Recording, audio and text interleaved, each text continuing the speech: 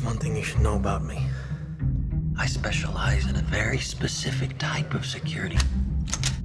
Subconscious security. You're talking about dreams? I didn't have the idea in a specific dream, but the film is certainly inspired by the process of dreaming, because over the years I've just been fascinated to think about what it is we do when we dream, because the idea that when we dream we can create a whole world, a whole environment in seemingly limitless detail. To the extent, you can imagine a person in a dream. You dream of a person and they're speaking to you, and you're actually putting the words in that person's mouth, and you're writing those words, if you like, but you feel you're hearing them for the first time.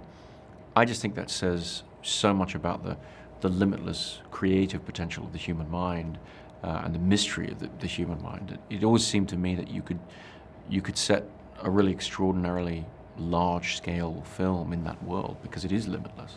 I had an idea of the overall structure of where it would begin and where it would end, how things would have to come together at the end. That was very early on. Trying to figure out how to do that took me a very long time. The longest thing of all really was trying to figure out the emotional connection with the story and how we could keep these characters as relatable characters for the audience, so that the audience is sitting there, not watching a puzzle unfold. They're watching a love story and a mystery unfold, and they're following these characters and hopefully caring about them. Mr. Cobb has a job offer he would like to discuss with you. Like a work placement?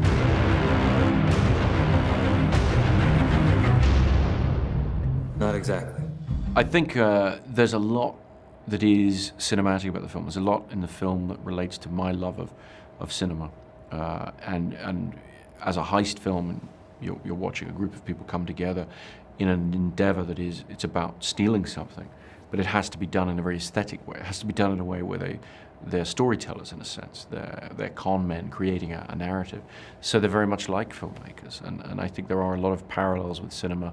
There are a lot of uses of cinematic imagery from the past, the James Bond films, the Kubrick's films, these things that are somewhere in the back of my head.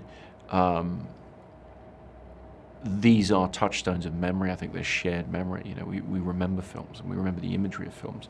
I think really watching movies with an audience is probably the closest we come to sharing dreams.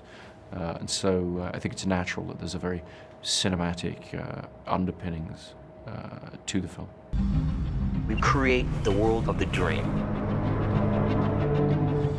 We bring the subject into that dream, and they fill it with their secrets. Then you break in and steal it.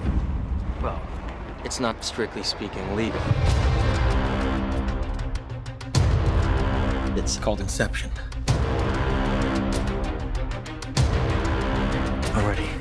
I have a lot of different totems.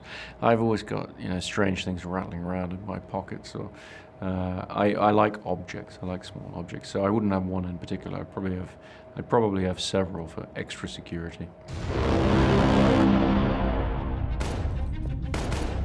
You mustn't be afraid to dream a little bigger, darling.